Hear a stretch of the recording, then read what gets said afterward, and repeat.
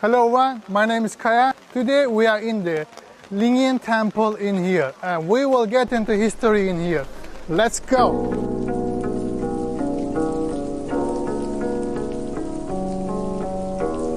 I was very curious why the people are coming in here, visiting in here in the Lingyin Temple.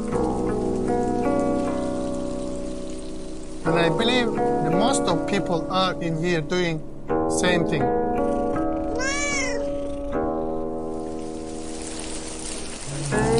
When I enter this place inside of the temple, I feel like I'm very inside of the peaceful place.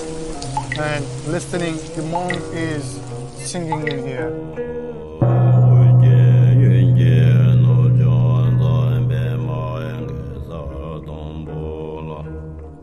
After I pray in here for my inner peace, I feel very great even I am walking around in here.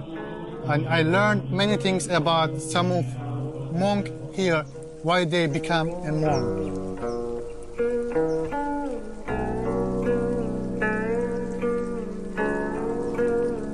Very peaceful things for them to become a monk in here, I think.